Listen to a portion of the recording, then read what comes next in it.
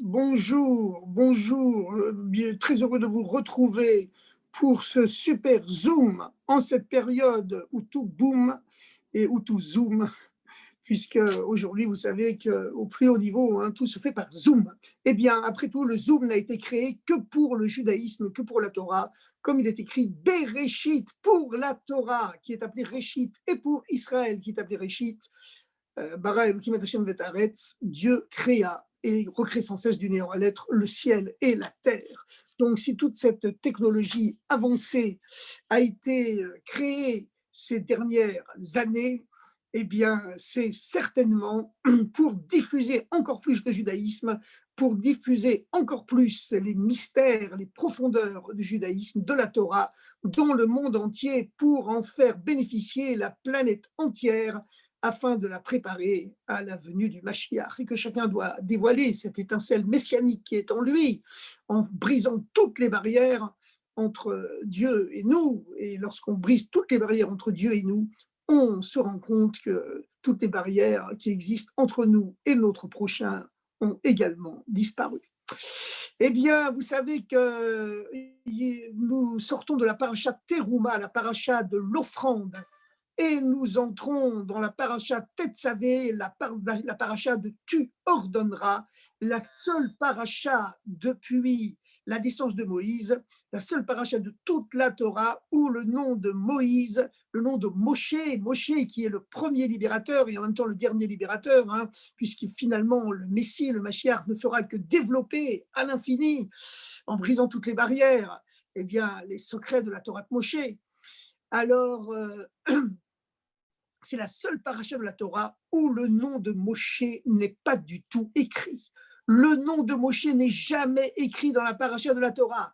Depuis la naissance de Moshe, lors de la première paracha du Sefer Shemot, du livre de l'Exode, comme on dit en bon français, jusqu'à la fin, le nom de Moshe est répété sans arrêt à chaque paragraphe avec la phrase introductive rituelle Vaidaber Hachem El Moshe les morts, Dieu s'adressa à Moshe pour qu'il transmette. Et voilà, c'est une phrase qui est répétitive, avec une exception, c'est dans la paracha de cette semaine, la paracha qui d'ailleurs tombe souvent pendant la semaine de l'anniversaire de Moshe. Cette année, eh bien, la date anniversaire de la naissance de Moshe, qui est le 7e jour du mois d'Adar, est tombée dans la paracha de Trouma, la paracha de la semaine dernière. C'était jeudi, précisément. Non, c'était vendredi, jeudi soir et vendredi. Donc avant-hier. Mais la plupart du temps, ça tombe parachat Tetzavé. En réalité, ces deux parachutes sont liées car elles sont toutes deux consacrées à la construction du temple, à la construction du Mishkan. Dans la parashat Teruma, on parle de l'ossature du Mishkan, la construction des poutres qui en constituent l'essentiel, ensuite la texture des tentures qui recouvre le Mishkan, qui en constitue le toit, etc., etc. Et dans la paracha Tetzavé, eh bien, on parle surtout des vêtements sacerdotaux. Les vêtements sacerdotaux, je ne voulais pas dire que ça sert d'une nouvelle voiture, hein.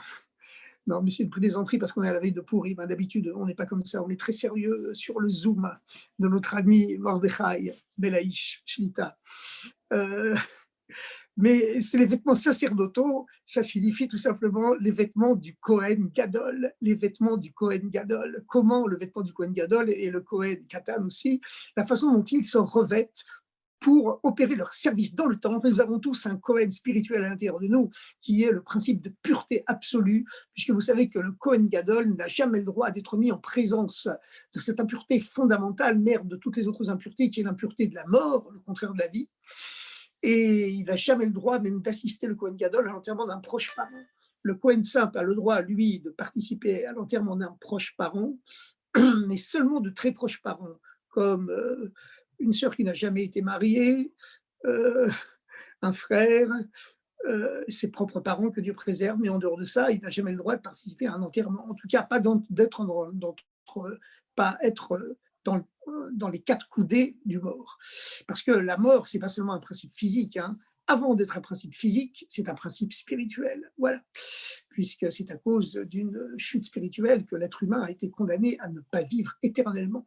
Mais bon, vous savez que le judaïsme croit dans la résurrection des morts qui doit arriver dans un deuxième temps après la venue du Messie. La première période de la venue du Messie, tout continue à rouler, j'oserais dire normalement, on continue à manger, à boire, à aller au travail, etc., etc. Mais dans la deuxième période du Messie, personne ne sait exactement quand ça sera ni comment ça sera, c'est la résurrection des morts, etc., etc. Ça, c'est une période complètement spéciale, mais qui viendra plus tard. Encore qu'on ne sait pas exactement comment ça se passera, mais normalement, entre notre époque et l'époque messianique proprement dite, il n'y a pas vraiment de différence, sauf que à l'époque messianique, tous les juifs du monde sont en Eretz Israël, le temple de Jérusalem est reconstruit à sa place, et le monde entier se tourne vers une nouvelle forme de spiritualité basée sur les principes universels, les lois de Noé, etc. Et puis surtout, la paix règne entre les peuples, et les êtres humains font fondre le fer de leurs armes pour en faire des socs de charrues, selon la magnifique expression biblique. Et puis, vous savez que lorsque l'URSS, en 1989-90, avait mis bas les armes en renonçant à sa dictature, en proclamant les libertés, en permettant à tous ceux qui le voulaient de pratiquer leur religion et les autres libertés librement, eh bien, et en renonçant à la guerre froide et en organisant une grande conférence de désarmement avec les États-Unis pour promouvoir au contraire le bien-être des peuples et consacrer le budget prévisionné pour l'armement au bien-être des peuples. Eh bien, le rabbi avait dit que c'était le début de l'époque annoncée par les prophètes où on verrait les êtres humains fondre le fer de leurs lances, de leurs armes pour en faire des socs de charrues. Bon, en tout cas, les parachats Trouma et Tetzavé tombent souvent ensemble. Et la paracha Tetzavé, encore une fois, c'est la seule paracha où le nom de Moshe n'est pas écrit. Alors pourquoi le nom de Moshe est-il oblitéré, est-il éradiqué, est-il éliminé de cette paracha merveilleuse qui parle pourtant de choses très belles, la somptuosité des vêtements du Kohen Gadol, et pour finir, l'élément le plus beau quelque part du temple, à savoir l'autel d'or sur lequel on faisait brûler les encens, et spécialement le jour de Yom Kippour, une fois par an seulement, où le Kohen Gadol, le grand prêtre, avait le droit de pénétrer dans ce saint des saints pour y faire brûler les encens. Et de la fumée de ces encens provenait ensuite le toit de feuillage par une curieuse, étrange et métaphysique métamorphose. Eh bien, ce nuage d'encens de Yom Kippour, cette nuée d'encens de Yom Kippour, c'est elle qui se transformait ensuite dans le toit de feuillage de Sukkot. Et tout cela provenait bien sûr auparavant des sonneries du chauffard de Yom Kippour, puisque la valeur numérique du toit de feuillage de Sukkot, qui est de 100, c'est le mot srach qui signifie le toit de feuillage de la Souka, eh bien, il se compose de la lettre Saber et du redoublement de la lettre Chaf, c'est-à-dire 60 et 2 fois 20. Eh bien, c'est le nombre de sonneries que l'on sonne avec le chauffard. Le jour de Rosh Hashanah, on sonne 100 coups de chauffard, 100 sonneries de chauffard, et 60 tequillotes, 20 trouotes et 20 shvarim. Voilà. Donc, c'est cette bénédiction qui plane sur le monde à partir de Rosh Hashanah et qui ensuite descend au-dessus du monde le jour de Simchat Torah. En tout cas, je reviens à notre question fondamentale, notre question première. Pourquoi le nom de Moshe ne figure pas dans la paracha de cette semaine? Eh bien, regardez, il y a une raison à cela. C'est que lorsque Dieu avait voulu exterminer le peuple juif au moment du veau d'or, Moïse, était intervenu. Il n'a pas fait comme Abraham, qui lui, lorsque Dieu lui avait dit qu'il allait exterminer Sodome et Gomorrhe, Abraham avait demandé à Dieu, est-ce qu'il y a des justes dans Sodome et Gomorrhe? Est-ce que tu ne sauveras pas la ville de Sodome et Gomorrhe? Les 5 villes qui la composaient, c'était une agglomération, une métropole, composée de 5 cités. Eh bien, Dieu lui avait répondu, effectivement, s'il y a des justes, au moins un juste à Sodome et Gomorrhe, je sauverai toute la ville. Mais il n'y avait pas un seul juste. Quand Abraham a appris qu'il n'y avait aucun juste, il a arrêté de prier. Par contre, Moïse, lui, quand il a vu que tout le peuple juif avait été sombré dans l'idolâtrie ou dans la complicité d'idolâtrie, eh bien, il a dit à Dieu, même si ce peuple est composé d'idolâtres, tu les laisses vivre. Et sinon, c'est moi Moïse, moi Moshe, que tu effaces de ton livre. Alors, effectivement, Moshe était passé à un degré supérieur par rapport à la génération d'Abraham, qui elle-même était quand même à un degré supérieur par rapport à la génération de Noé, de Noach, qui lui n'avait prié pour personne, mis à part pour lui-même et pour sa famille. Quand même, Noé avait du mérite. Hein. Il était le seul à se comporter correctement dans un monde de débauche absolue. Mais lorsque les gens venaient le voir, en lui demandant la raison pour laquelle il construisait cette arche depuis tellement d'années, eh bien, il leur répondait, eh ben, c'est en prévision du jour où, à cause de votre débauche permanente, Dieu va détruire le monde en envoyant le déluge. Mais de lui-même, il n'allait pas vers l'autre. Et c'est pourquoi le Zohar, le grand texte fondateur de la Kabbale, est très dur contre Noé, en appelant les eaux du déluge les eaux de Noé, en l'accusant quelque part d'avoir été coupable de, de la submersion planétaire par le déluge. Mais en tout cas, Moshe, c'est un niveau, alors qu'il n'a plus rien à voir, quoique le Zohar dise que Moshe, c'est justement l'âme de Noach qui s'est réincarnée et qu'il est venu pour réparer la faute de Noach. Et il l'a réparé effectivement, puisque lorsque lui a dit qu'il allait détruire le peuple juif, Moshe a dit à Dieu, efface-moi de ton livre, ce qui signifie textuellement, efface-moi de ton livre que tu as écrit, alors que pour Moshe, la Torah, c'était plus cher que sa propre vie. Il n'a pas donné seulement sa vie, il a donné la Torah, sa Torah pour Dieu. Et Dieu lui a répondu du tac au tac, à savoir, eh bien, puisque toi, Moshe, tu me demandes de sauver ce peuple idolâtre et de le faire vivre, eh bien, effectivement, je le ferai vivre. Je lui laisse la vie. Mais en échange de cela, puisque tu m'as dit, efface-moi de ton livre, eh bien, je te prends également au mot et j'efface ton nom de toute une paracha de la Torah, parce que chaque paracha est constitué comme un livre entier, d'accord? Et la Torah, c'est le livre par excellence, mais elle est constituée de 53 petits livres qui sont les 53 parachiotes de la Torah.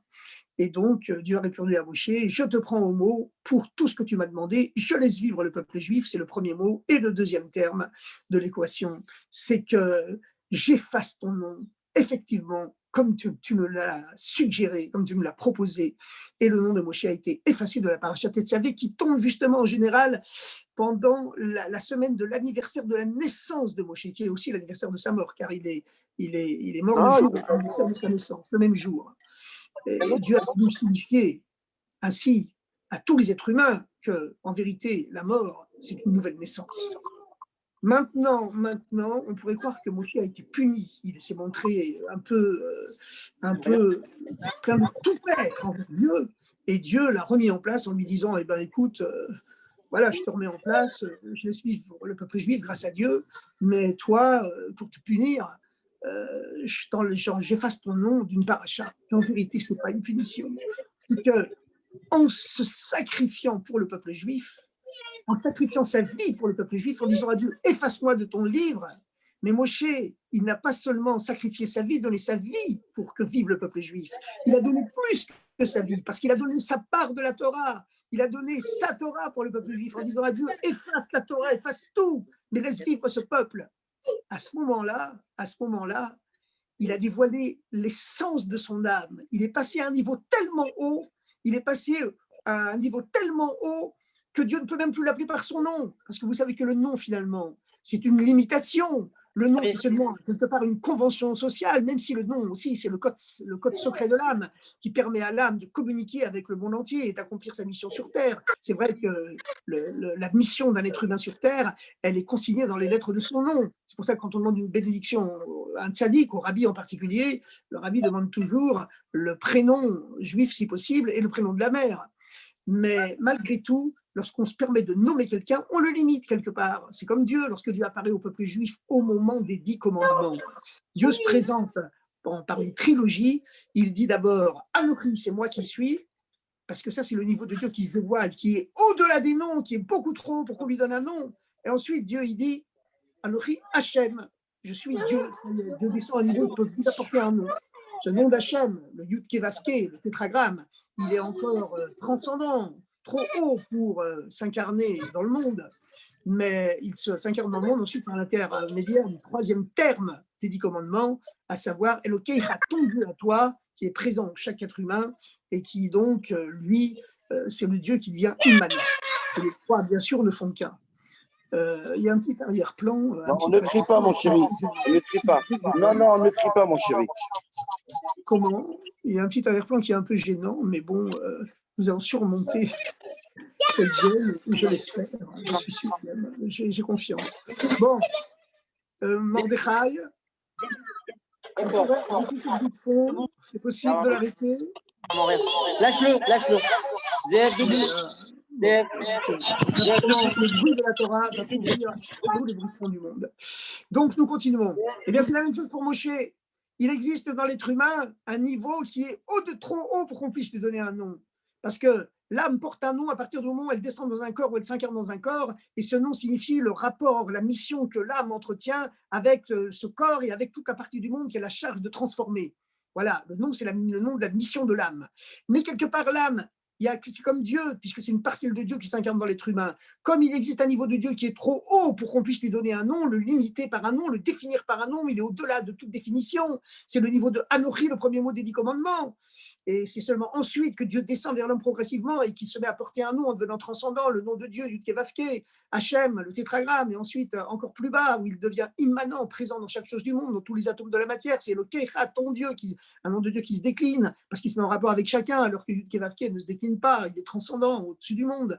Et Anochi, eh bien, il est au-delà des deux, il est capable d'unir les deux, la transcendance et l'immanence. Eh bien, puisque l'âme, c'est une parcelle de Dieu qui est dans l'homme, eh bien, c'est la même chose, à savoir qu'il existe un niveau où Moshe s'appelle Moshe, c'est un niveau qui est déjà très très haut, parce que la fille du pharaon, Bathia, la princesse égyptienne, lorsqu'elle avait sauvé la vie du bébé Moshe, elle l'avait appelé Moshe en disant car je t'ai sauvé de l'eau, je t'ai retiré de l'eau.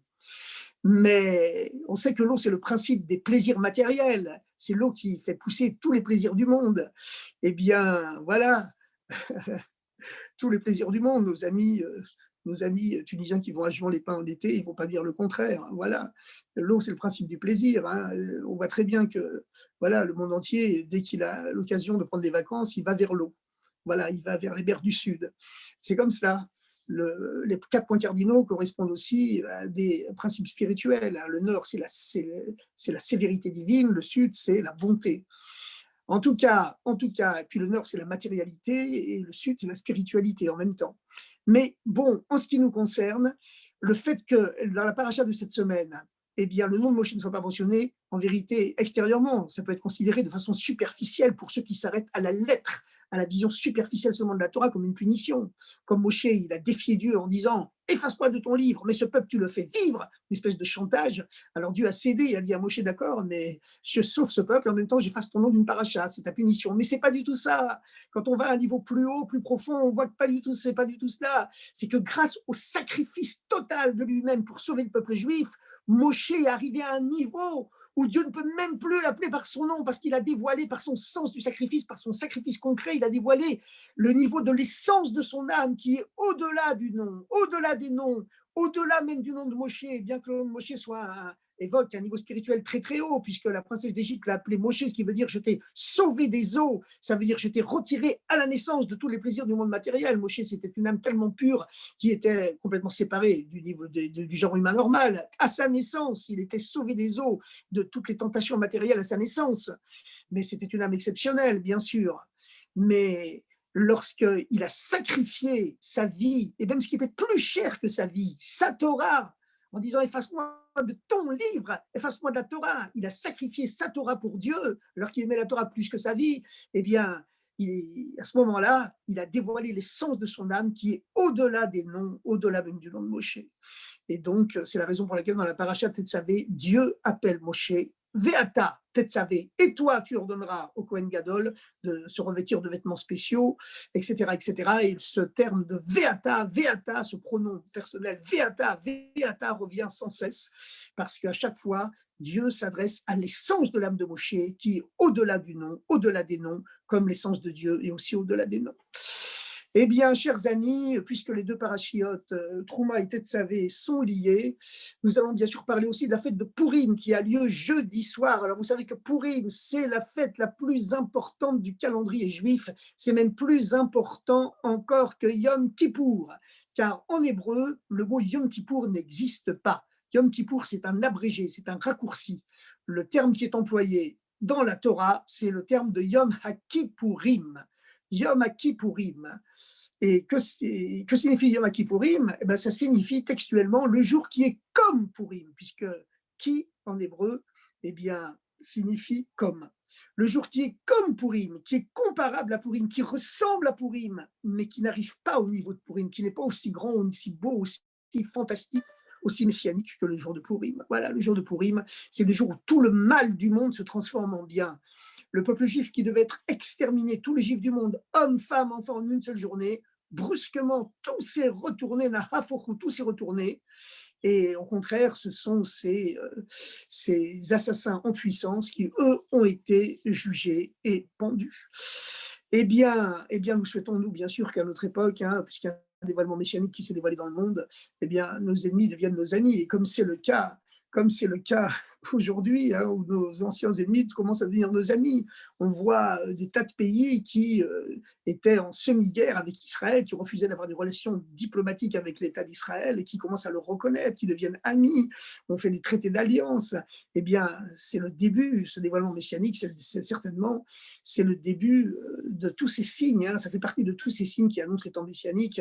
Et comme vous savez, on se rappelle qu'en 91, comme le Rabbi avait dit, à l'époque de la première guerre du Golfe, où tous les médias du monde annonçaient que les Scuds à tête empoisonnée avec des armes chimiques et bactériologiques allaient s'abattre sur la Terre Sainte, sur nos frères d'Eretz Israël. Et le Rabbi, seul contre le monde entier, y compris contre le gouvernement israélien, qui obligeait chacun à avoir un masque à gaz et à avoir une chambre étanche. Le Rabbi disait, il n'y aura pas d'attaque chimique ni bactériologique, il n'y aura pas besoin d'utiliser les masques à gaz, parce que tout le monde doit venir en Eretz Israël maintenant, alors que plus personne n'osait y aller. Parce que Israël, c'est l'endroit le plus sûr du monde. Il y avait une exception, il y avait le fameux voyage de Rav Sitruk à la Vache Shalom et quelques autres juifs français, comme on l'a déjà dit les dernières fois, qui ont osé se rendre une fois en Israël pendant cette période-là. Mais autrement, c'était le blackout total. Israël était coupé du monde.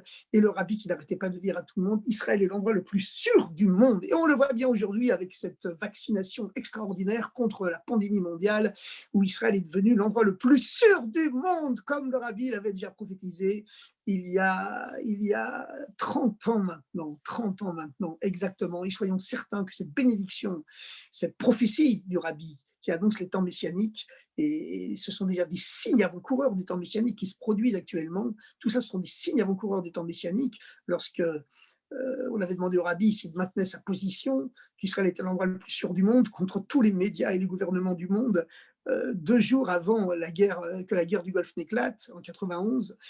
Eh bien, le Rabbi avait répondu tout simplement, c'était la veille de Pourim d'ailleurs, le Rabbi avait répondu tout simplement, mes convictions ne sont pas fondées sur des calculs stratégiques, militaires ou géopolitiques, mais sur le fait que la Terre Sainte et le Temple de Jérusalem, et surtout le fait que 5 millions de Juifs, grâce à Dieu, s'y trouvent, eh bien, cela protège toute la Terre Sainte, et cette protection s'étend bien sûr à tous les Juifs du monde. Et on sait que lorsque le peuple juif est béni, le monde entier est béni, comme l'a dit d'ailleurs Winston Churchill, le grand héros du XXe siècle, qui avait l'habitude de dire Dieu traite les peuples comme les peuples traitent les Juifs. Voilà. Alors, chers amis, nous allons parler aussi de la parashat Trouma. Nous allons parler aussi de la parashat Trouma, puisque les parachiotes Trouma et Tetzavé sont liés. Parashat Trouma, parashat Tetzavé, ce sont 2 parachiotes qui sont liés. Et la parashat Trouma, elle est très spéciale. Elle est très spéciale parce que dans la parashat Trouma, eh bien, c'est la construction du temple. Et alors, on se demande, mais pourquoi faut-il construire un temple? Quel intérêt de construire un temple pour Dieu?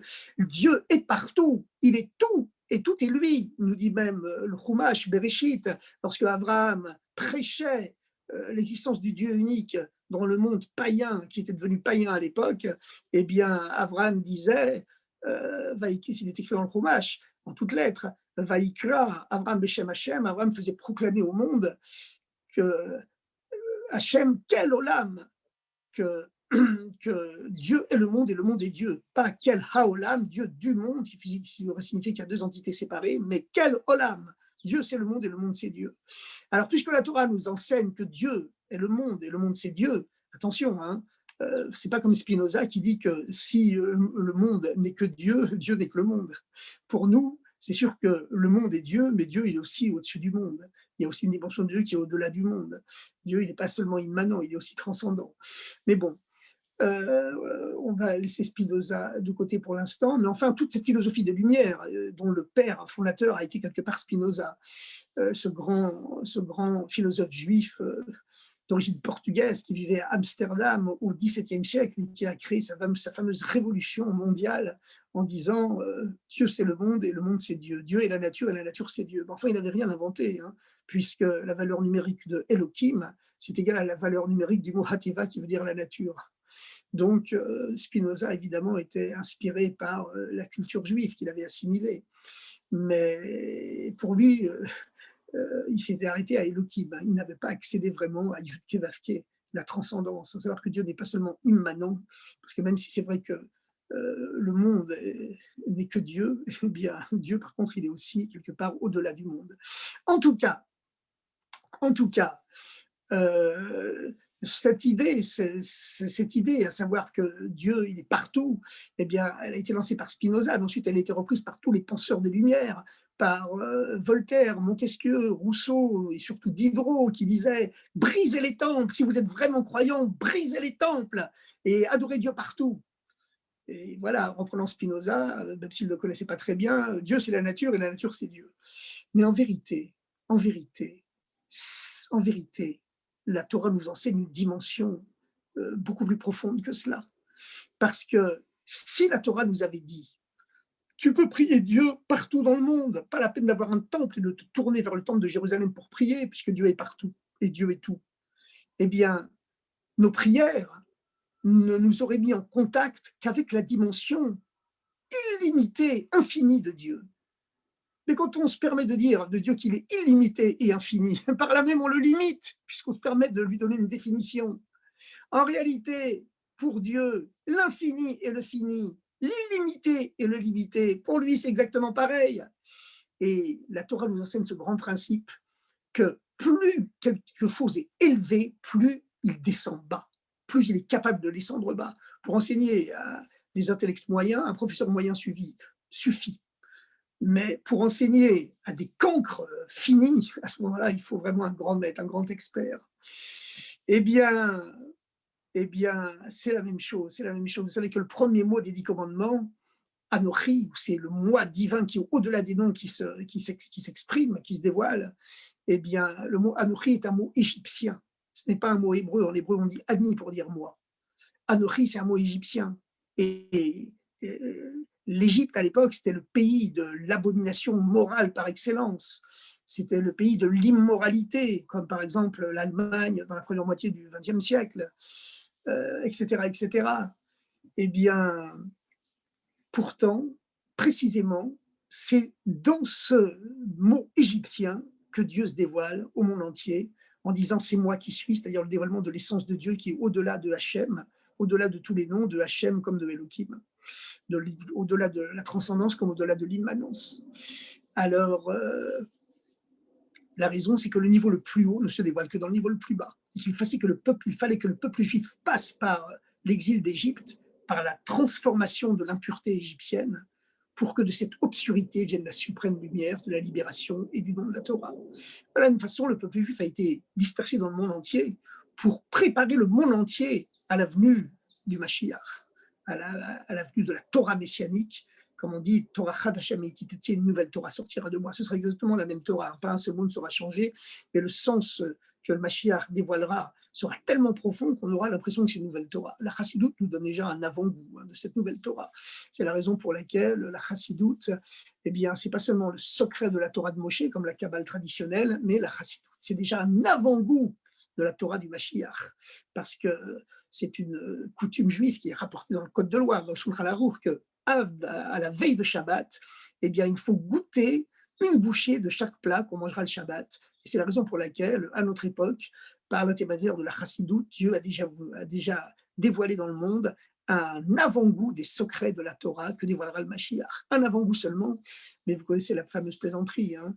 On a demandé un jour à un bitnag, un opposant à la chassidoute, c'est lui qui a demandé un jour à un chassid, mais à quoi ça sert la chassidoute finalement? Vous étudiez les choses secrètes, mystérieuses, spirituelles, qu'on ne voit pas devant nous physiquement, alors à quoi ça sert? Quand on étudie la Gemara, on parle de vaches qu'on échange contre un âme, on pose des questions fondamentales, on demande est-ce que c'est l'argent qui achète l'or ou l'or qui achète l'argent, etc., etc. C'est des questions pécuniaires, financières, concrètes. Il y a le droit des affaires, le droit immobilier, etc. On voit de quoi on parle. Mais vous parlez de choses spirituelles, d'âmes qui se réincarnent, de sphirotes, de qualité divine, de Dieu transcendant, immanent, et l'essence de Dieu qui unit les deux, que Dieu est tout et tout est Dieu. Alors, on ne voit pas de quoi vous parlez. Alors, à quoi ça sert d'apprendre tout ça? Et ben, le chassid lui a répondu, ouais, je comprends ta question, mais tu sais pourquoi? C'est pour le A. Pour le A, a demandé le mitnaged, l'opposant, qui ne comprenait pas très bien là où le chassid voulait en venir. Le chassid a répété sans se démonter, c'est pour le A. A, pour le A. Le mitnaged a demandé pour le A, mais qu'est-ce que ça veut dire pour le A? Alors le chassid lui a dit, regarde, il y avait un jour Shimon et Lévi qui marchaient le long d'un mur en se racontant des histoires. Et de l'autre côté du mur, il y avait Réhouven qui marchait dans le même sens qu'eux, mais comme il était séparé d'eux par le mur, il n'entendait que des bribes de conversation. Et puis, quelques temps plus tard, il rencontre un ami à lui qui lui dit « Ah, tu sais, l'autre jour, il y avait Shimon et Lévi qui marchaient le long du mur, ils se racontaient des choses incroyables, il commence à lui raconter tout. Et alors, à ce moment-là, lui qui n'avait entendu que des bribes, il fait un rapport entre tout et il dit « Ah, c'était donc ça !» Eh bien voilà, ceux qui ont étudié la chassidoute déjà, qui ont étudié cet avant-goût de la Torah du Mashiach, quand Mashiach viendra, ils pourront tous dire « Ah, c'était donc ça! Ah, c'était donc ça !» Eh bien, chers amis, Dieu nous fait goûter aujourd'hui un avant-goût des temps messianiques. C'est la raison pour laquelle Dieu a restitué une force à une armée juive à notre époque. On espère, bien sûr, comme le rabbi l'a dit plusieurs fois, la véritable force d'une armée, c'est qu'elle n'a jamais besoin de se servir de ses armes, tellement cela impressionne ses ennemis, qui finalement deviennent ses amis. Comme on le voit aujourd'hui que c'est en train de se produire, beaucoup de pays qui, il y a quelques mois encore, étaient nos ennemis intimes, se font quand même dorénavant nos amis. Peu importe que ce soit de façon intéressée ou désintéressée, peu importe ce qui est le résultat qui compte. Voilà. Eh bien, de la même façon, voilà, on voit tous ces miracles aujourd'hui, que la prophétie du Rabbi s'accomplit, que la Terre Sainte est devenue le lieu le plus sûr du monde par rapport à cette pandémie planétaire qui sévit malheureusement. Évidemment, mais vous savez que quand Mashiach sera là, la Terre Sainte s'étendra au monde entier, hein, le Saint des Saints s'étendra à la totalité du temple, le temple à tout Jérusalem, Jérusalem à toute la terre d'Israël, et la terre d'Israël, la Terre Sainte, s'étendra au monde entier. Ça ne veut pas dire qu'on va prendre les armes pour conquérir le monde entier. Hein. Ce sont des armes uniquement spirituelles, bonté et gentillesse, ce sont nos seules armes, avec les tefilines, les bougies de Shabbat, etc., les 613 commandements de la Torah, et les 7 principes universels, les lois de Noé pour le monde entier. Mais avec la tzedaka, la générosité partagée, d'ailleurs, qu'est-ce que je viens d'apprendre? Que voilà, moi j'ai rencontré le roi du Maroc, c'était presque il y a 2 ans, Youda a fini le jour anniversaire du Rabbi en plus. Hein. Vous voyez ce cadeau que Dieu y fait au monde entier, il a fait un beau cadeau au roi du Maroc parce que tout de suite, je lui ai transmis les principes universels, les lois de Noé, avec les campagnes du Rabbi spécifiques, c'est-à-dire prendre 1 minute de silence chaque matin. Le Rabbi a demandé que dans toutes les écoles laïques du monde, à quelques exceptions près, eh bien, tous les êtres humains s'habituent à réfléchir 1 minute en silence chaque matin. Comment devenir un meilleur être humain? Chacun avec ses propres idées. 1 minute de méditation silencieuse chaque matin. Et donc, j'ai transmis ça au roi du Maroc. Le rabbi a demandé aussi que tous les êtres humains, juifs ou non juifs, les Havdil, ils aient chez eux une boîte de solidarité. Donc, je lui ai dit une boîte de tzedaka. J'avais rencontré le roi du Maroc quand il venait acheter des paires de lunettes chez notre ami Jonathan dans l'immeuble du 17 rue des Rosiers. L'immeuble du 17 rue des Rosiers, au premier étage, il y a la synagogue du Rabbi, qui est d'ailleurs la plus vieille synagogue de Paris. Elle a été créée en 1698, à l'époque où les Juifs n'avaient pas le droit de vivre à Paris. Mais le roi tolérait que pour les grandes foires commerciales, de temps en temps, certains Juifs très riches, très aisés, à l'époque, il n'y avait que 3 communautés juives en France, hein, qui n'avaient pas le droit de vivre à Paris. C'était la communauté d'Alsace-Lorraine, la communauté du Sud-Ouest, les anciens marins portugais, mais ils n'avaient pas le droit de sortir de là où ils habitaient, de leur région. Puis il y avait les Juifs d'Avignon, parce que la région d'Avignon appartenait au pape, elle n'était pas à la France. Bon. Mais quand même, ils pouvaient venir clandestinement pour les grandes foires, certains Juifs proéminents, hein, des gens très riches, etc., parce que ça rapportait de l'argent, évidemment, à la couronne, à la société française en général. Alors le roi fermait les yeux, mais ils avaient besoin d'une synagogue, ces Juifs riches. Et ils n'avaient pas le droit d'en avoir une officiellement, donc ils ont acheté un appartement. Et c'est l'appartement du premier étage du 17 rue des Rosiers. Et quand le roi du Maroc est rentré dans cette boutique de lunettes, pour s'acheter des lunettes, il a acheté une trentaine de paires de lunettes à 1 000 € la paire, avec ses gardes du corps qui empêchaient les gens de rentrer à l'intérieur pendant qu'il achetait ses lunettes. Mais bon, peu importe. Moi, ça m'a donné personnellement l'occasion de lui transmettre les 7 lois de Noé, le principe de la minute de silence instauré dans toutes les écoles, où chaque être humain doit réfléchir chaque matin pendant 1 minute en silence, sans influencer les autres, sans gêner les autres, à réfléchir comment devenir un meilleur être humain. Et le principe de la tzedaka. D'ailleurs, je lui dis le principe de la tzedaka, je lui ai employé le mot tzedaka parce que je savais qu'en arabe, c'est pas que je parle arabe vraiment couramment, hein, mais enfin, je connais quelques mots comme tout le monde. Donc, je lui ai dit le principe de la tzedaka. Il m'a répondu très gentiment, ah, vous aussi, vous dites la tzedaka. Et je lui ai dit, donc, Rabbi Lubavitch avait lancé cette campagne mondiale pour la tzedaka et pour la minute de méditation silencieuse. Je lui ai demandé s'il connaissait le Rabbi Lubavitch. Il m'a répondu, ah, bien sûr, évidemment. Donc, c'était très sympathique. Et je viens d'apprendre hier que le Maroc vient de faire un traité de paix avec Israël. Donc, je me suis dit, ben voilà, hein, comme le Rabbi l'a dit, quand on transmet les 7 lois de Noé autour de soi, on le fait de façon désintéressée pour l'avenue du Messie, mais ça porte aussi bonheur au peuple juif et à Israël. Voilà. Alors, chers amis, nous revenons à cette question fondamentale. Pourquoi est-ce qu'il faut construire un temple? Puisque la Torah nous enseigne que Dieu est partout. Encore le temple, on comprend à l'époque des sacrifices, il y avait des sacrifices matériels, des animaux, mais alors là, il fallait un endroit matériel pour les apporter. Mais aujourd'hui, que nos prières remplacent les sacrifices, alors la prière, on peut la faire en se tournant vers tous les côtés du monde. Dieu est dans tous les 4 points cardinaux, il est en haut, en bas et partout à la fois, comme on l'apprend à chanter aux enfants dans les gammes Israël. Quel intérêt d'avoir un temple précis et d'être obligé de se tourner vers le temple de Jérusalem pour faire nos prières aujourd'hui encore? Pourquoi se limiter Dieu ainsi? Mais la réponse, elle est profonde. Elle est profonde, encore beaucoup plus que la question. La question aussi, elle l'est, mais la réponse beaucoup plus. Bien, c'est d'ailleurs un commentaire du Rabbi, ce que je vous dis là, hein, une explication de Sikha du Rabbi. Eh bien, l'Ikutei Sichot, Gimel, 3e volume, pour ceux qui veulent aller voir. Eh bien, la réponse, eh bien, le Rabbi le définit par une règle, la fameuse règle d'exégèse chassidique, biblique, à savoir que le niveau le plus haut ne se dévoile que dans le niveau le plus bas. Si Dieu nous avait dit, tu peux te tourner de tous les côtés du monde pour prier parce que Dieu est partout, Dieu est illimité, il est infini, illimité, eh bien, ça nous aurait mis en rapport, encore une fois, qu'avec la dimension illimitée de Dieu, et c'est tout. La dimension infinie de Dieu, et c'est tout. Mais en vérité, ça ne nous aurait pas mis en rapport avec le niveau de Dieu pour lequel l'illimité et le limité pour lui, c'est pareil.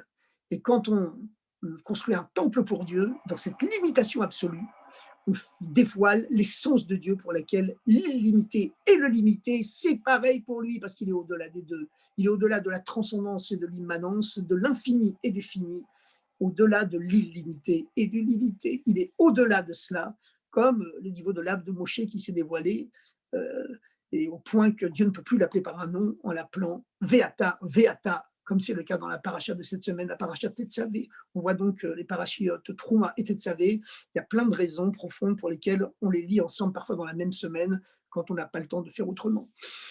Alors maintenant, en allant plus loin dans la paracha Teruma, on voit qu'il y a encore un dévoilement de l'essence de Dieu qui est encore plus haut ensuite, quand on passe de la tente portable, démontable du désert, le fameux Mishkan, et le temple de pierre fixé, limité à son site du mont du Temple à Jérusalem. Vous savez que le temple du désert, il était constitué des éléments nobles du règne, parmi les 4 règnes de la création. Vous savez que le monde matériel se divise en 4 règnes, le minéral, plus haut il y a le végétal, plus haut il y a l'animal, plus haut il y a l'humain, qui exprime sur terre les 4 lettres du nom de Dieu. Eh bien, dans le Mishkan, il y avait les éléments nobles. Le Mishkan était recouvert de tentures de peau d'animal, le règne le plus haut mis à part l'homme. Et puis l'armature essentielle, c'était des planches verticales en bois de cèdre, on l'appelle bois de chittim en hébreu, c'est-à-dire le règne végétal. Il n'y avait pas le règne le plus bas, le règne minéral n'était pas présent dans le temple. En tout cas, ce n'était pas du tout sa texture fondamentale. Et en plus, il n'était pas tellement limité, ce sanctuaire, puisqu'il voyageait sans arrêt, se déplaçait d'un endroit à l'autre dans le désert pendant les 40 ans, et ensuite il s'est déplacé aussi en Eretz Israël même. Par contre, le temple de Jérusalem, lui, interdit d'avoir du bois apparent dans le temple. Les éléments les plus nobles de la création, l'animal et le végétal, ne doivent pas y exister, en tout cas pas y être apparent. Il doit être fait du règne le plus bas de la création, le minéral, la pierre, qui s'appelle en hébreu domem, le silencieux. Voilà. Pourquoi? Parce que c'est un niveau plus bas, évidemment, beaucoup plus limité que le sanctuaire du désert, ce qui signifie, par cette règle du plus haut niveau qui se dévoile seulement dans le plus bas, qu'on est passé à un niveau de l'essence de Dieu beaucoup plus haut encore. Dieu est infini, on peut toujours s'élever dans le divin. Un niveau de Dieu encore beaucoup plus haut qui s'est dévoilé dans le temple fixe, limité, en pierre de Jérusalem, que dans le temple de la tente portative couverte de voile du désert. Et aujourd'hui, ce sont nos maisons qui remplacent le temple. Aujourd'hui, il faut toujours qu'il y ait du sel lorsqu'on mange du pain sur la table pour se rappeler les sacrifices, parce que ce sont nos tables qui remplacent l'autel du temple. Eh bien, on est donc descendu par cet exil, par cette Gola, à un niveau encore beaucoup plus bas, parce que même si nos maisons, grâce aux prières qu'on y fait, grâce à l'étude de la Torah et aux paroles de bonté, de gentillesse et de Torah qui retentissent tout le temps, nos maisons sont des temples pour Dieu. C'est elles qui remplacent le temple aujourd'hui. Avec les synagogues et les maisons d'études, les yeshivot bien sûr, mais nos maisons aussi, ce sont devenues des temples, puisqu'il faut toujours avoir du sel sur la table quand on fait motzi, quand on mange du pain, justement pour se rappeler que ce sont maintenant nos tables qui, avec les prières qu'on y fait, avant de manger et après manger, qui remplacent l'autel du temple de Jérusalem. Ça veut dire qu'on maintenant, c'est évidemment un niveau encore beaucoup plus bas que les pierres du temple de Jérusalem elle-même, on est descendu à un niveau beaucoup plus bas. Eh bien, ça signifie que par notre exil, justement, se dévoile un niveau de l'essence de Dieu qui est encore supérieur, encore beaucoup plus haut sans comparaison que le niveau de l'essence de Dieu qui se dévoilait à travers les pierres du temple de Jérusalem, qui lui-même était à un niveau beaucoup plus haut que ce qui se dévoilait par les tentures et les poutres de bois, de cèdre du sanctuaire du désert. Donc, c'est la raison pour laquelle la Géoula, la libération messianique, elle ne peut venir précisément que de la Gola, que de l'exil, à condition bien sûr que par toujours plus de bonté et de gentillesse, on y ajoute, on y insère le Aleph de Hanochi, le Aleph de la Géoula, le Aleph de la libération, sur ces merveilleuses paroles, la simra doit régner, la joie qui transforme toute l'obscurité du monde en lumière doit entraîner une grande ronde dans laquelle tous les êtres humains vont danser autour de la planète Terre, autant autour du temple de Jérusalem reconstruit.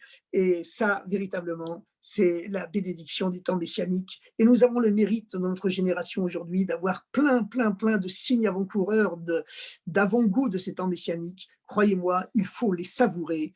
Et il ne faut pas du tout les mépriser, mais il faut au contraire en prendre conscience, les savourer et les donner à savourer à tout le monde autour de soi et faire prendre conscience à tous nos amis, à toutes nos connaissances et au monde entier que le fait que Dieu a rendu la terre d'Israël au peuple juif, c'est un signe avant-coureur des temps messianiques, c'est un avant-goût des temps messianiques.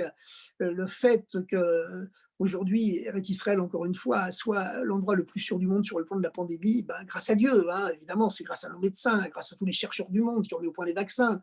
Mais tout ça, ce ne sont que des réceptacles pour faire passer la bénédiction divine qui inspire les chercheurs, les savants, les scientifiques. Évidemment, tout ça sont des bases de la Torah, des Aleph Bet, des Béaba, mais il est bien de s'en rappeler.